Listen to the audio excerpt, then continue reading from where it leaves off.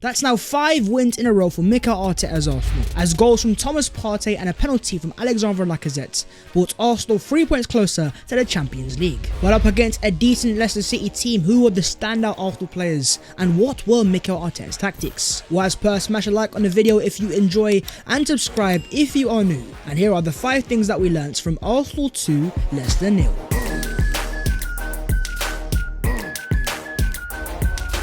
The first thing is Thomas Partey's importance. Talk to me about Thomas Partey, the Ghanaian excellence in the Arsenal central midfield. We have seen Mikel Arteta transform Thomas Partey from what used to be a joint number 6 to, over the past few months, playing as a lone number 6, anchoring the Arsenal midfield and playing a very similar role to what you see Fabinho do at Liverpool and Rodri at Man City. And at first, quite a few Arsenal fans had their doubts, but ever since that infamous 4 out of 10 interview, Thomas Partey has become an 8 or 9 out of 10 player, growing into that number 6 role and showing Mikel Arteta he can play in that position. And today the Ghanaian excellence was at it once again, scoring 1 goal, winning 100% of his duels, 4 tackles, the most on the pitch, 6 ball recoveries, 2 interceptions, and 42 out of 47 successful passes. The evolution of Thomas Partey over the past few months has been his ball retention first things first. What we're seeing now is Partey a lot more safe on the ball, yet still being very incisive. And it's very important because when you're playing as a lone 6, you have to be kind of sometimes risk averse, and that's because when you're on your own there, if you lose the ball, you can cause your team a massive issue. But we were also seeing an evolution in the physicality of Thomas Partey when it comes to the engine. A few months ago, Thomas Partey just wasn't seen as a player that had the engine to play as a lone 6, to cover the ground, to really cover the distances. But now we're seeing a Partey that in this game in particular was making some box-to-box runs. Tactically, as pointed out by EBL, Arsenal was so compact in midfield when sustaining attacks. At times they had Xhaka, Partey and Cedric maintaining compactness while still somehow possessioning elite occupation of spaces and threat in attack to create or score in a plethora of ways. Going into the future, the fact that Thomas Partey is now evolving into a very good number 6 is going to be very important for the long-term future of this Arsenal central midfield. Mikel Arteta wants to transition into the 4-3-3 and Partey is making it easier for Mikel. Arteta speaking on Partey says, "You can see why he was the player of the month last month and he's come a long way. Now it's about consistency and keep doing it." As Mikel Arteta says there, the next step for Thomas Partey is now being consistent. If you can do this on a week in, week out basis, that will allow Arsenal going into the future to compete with the likes of Man City and Liverpool, who have Rodri and Fabinho. If Partey can sustain this type of high standard, then Arsenal have a Rolls Royce on their hands. But talk to me down below in the comments on Thomas Partey. What are your thoughts on his performance, and do you think he's justifying that 50 million price tag that Arsenal paid on deadline day 2020? Moving on, let's talk Martin Odegaard's magic. The magic of Martin Odegaard in that second half and in that first half, it brought tears to my eyes. The 1-2s, the flicks, the tricks. It was Arsene Wenger ball-esque at times. And even looking at the stats, Martin Odegaard created 5 chances for Arsenal in the first half, the most chances in the first half of a Premier League game by any Arsenal player since Mesut Ozil against Everton in October 2016. The legacy of Mesut Ozil continued onto Martin Odegaard, the chance creation king at Arsenal Football Club. But even looking at his overall stats, it was fantastic. 68 touches, 45 passes completed, 27 passes in the final third, 8 more than any other Arsenal player, 6 duels won, 6 chances created, the joint most of any Arsenal player in the Premier League this season. The silky little tricks and flicks is what I love to see as a fan, and he was even fooling me at times with the dummies at home. And as Martin Tyler said in commentary, he's such an artist in terms of setting up situations for others. Odegaard didn't even need to get a goal or assist for Sky to give him the man in the match. This is what you call Arsene Wenger's playmaking football heritage. It rolls it back to the days of Mesut Ozil or Santi Cazorla, players that have a bigger impact on the game without getting that final action. And Martin Odegaard is a very similar type of playmaker. As EBL says, Odegaard has leveled up. That's what happens when you have an amazing attitude plus fantastic talents. It's a combination that cannot fail. He's set to dazzle the Emirates for the next decade. There's few players in the world of football who can replicate what Odegaard does for Arsenal. All that, and he's 23 years of age and he costs £30 million.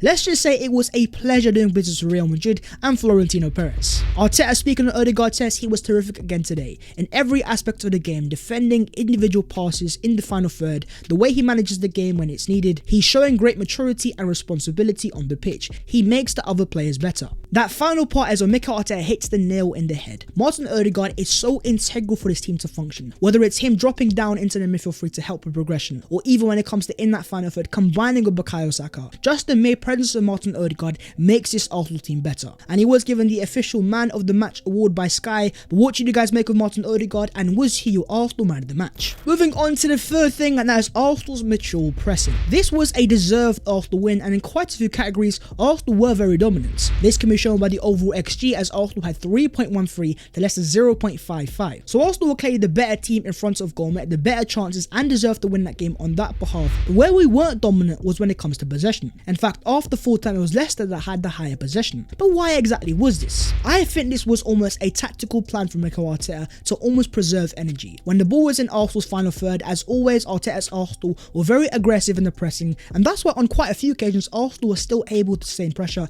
in the first and more in the second half. But the reason why Leicester had so much of the ball was the moment they got closer to the halfway line or even entered the Arsenal half towards the final third, Arsenal entered their mid and low blocks. They sat off a little bit, they became very rigid, very compact, and very hard to break down, which gave Leicester, in my opinion, a lot of pointless possession where they have the ball in their half, they're passing around the back, they're looking nice and smooth, but how much final third penetration did they really achieve? I think they understand that they can't go every game gung-ho and pressing like headless chickens. We have massive games coming up. You've got Liverpool at home on Wednesday, Aston Villa away next Saturday, especially with the small squad that Arsenal have. I think Mikel Arteta understands that, and he kind of almost instructed the Arsenal players for this game specifically not to be over aggressive and to preserve their energy as much as possible. And Arsenal gave the feeling that they always had this extra gear they could go up. When they really wanted to be aggressive, they were sustaining pressure, they were keeping Leicester in. But at the same time, I am sure the Arsenal players were given the instructions to keep an eye on the upcoming games, to not go over the top, to get the job done, which they did, to collect the 3 points and to keep it moving. What did you guys make of Mikel Arteta's tactics? Be sure to let me know down below in the comments. On to the fourth thing, and that is inverted Kieran Tierney. Over the past few weeks, I've actually seen a lot of questions asked of Kieran Tierney and whether he is a long-term inverted left back, because a lot of fans think that Tierney is far more suited to playing as an out-and-out left wing back, getting forwards and holding the width. But in this game, we saw a bit of an evolution in Kieran Tierney, where he really grew into that role, but also showed a lot of variation, where he wasn't always sitting back, and when he had the right opportunity, he was indeed overlapping. But going into the long term, I still believe that Mikel Arteta wants to indeed coach Kieran Tierney into becoming an inverted left back, and he actually is very Kyle Walker-esque in the sense of when Walker went to Man City, he used to be this very attacking right back, getting forwards, very pacey, crossing balls in, whereas under the coaching of Pep Guardiola, he became far more inverted and he's been coached into this inverted role. And I think Mikel Arteta has looked at Kieran Tierney, understands his strengths, but at the same time wants to coach him for this inverted left back, where going into the long term, Mikel Arteta can indeed play his desired formation. But talking about the Arsenal defenders, once again,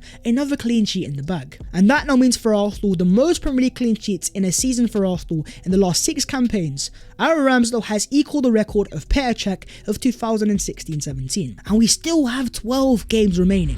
After the game, Brendan Rodgers on Ramsdale says, "For me, he is the best English keeper at the moment. He's top. His progression since he's come into Arsenal, he's dealt with that really well. He's got a really nice calmness to his game." Shout out to Ramsdale, who once again in this game made some very important saves. But even a shout out to players like Cedric Suarez, who isn't the Arsenal fans' darling, but in the absence of Takehiro Tomiyasu, he has become a solid backup right back. But for me, once again, Benjamin White at the back, making a very important tackle in the first half, and I keep on saying it, I do believe he is the most underrated player at Arsenal Football Club. He's so calm on the ball, his passes in behind, but even in the defensive phase, he helps out Gabriel, he understands his game, and him and Gabriel are forming a very scary partnership. And you add on top of that a certain Mbappe centre-backs in William Saliba, and for the first time in a very long time, Arsenal might just be cooking something very nice when it comes to the defence. Fifth and finally, 3 points collectors FC.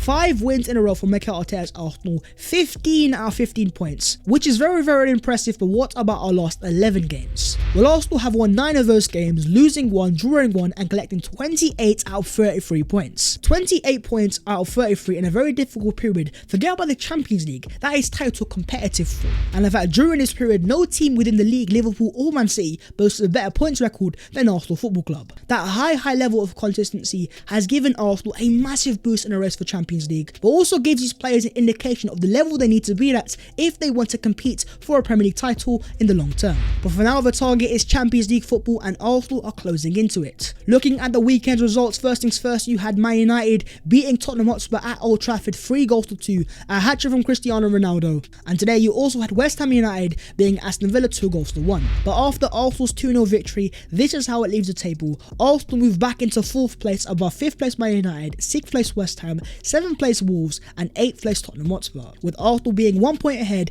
and having 3 games on hand on 4th place Man United. Just cast your minds back to this time last year and think to yourselves, we were sitting what, 9th, 8th, 10th? Fast forward 1 year and Arsenal, I believe, are now 14 18 points better off than this stage last season. But here are Arsenal's next 6 fixtures. You've got Liverpool at home, Aston Villa away, Crystal Palace away, Brighton at home, Southampton away, and Manchester United at home. So 18 points on the line there for Arsenal, and I understand there are some very tricky games, but if Arsenal can sustain their previous 11 games form, then fingers crossed, touch wood, pray to the Almighty, Arsenal will clinch the return of Champions League football. And that will be gargantuan for Mikel Arteta's Arsenal project. These guys want to compete for a long-term title. The next step is Champions League football, and going back to the start of the year after Arsenal's first 3 defeats of the season, bottom of the table, no goals scored, 0 points. To go from there to where we are now, a shout out to the Arsenal management team, the scouting team for the signings they made, and also for the Arsenal board for trusting their manager, believing in him. And now Mikel Arteta's Arsenal is starting to show the goods. Still a long way to go, there'll be twists and turns, but as it stands, Arsenal in pole position, we are the favourites and we are doing our business. So my friends, let me know your thoughts down below on the game itself,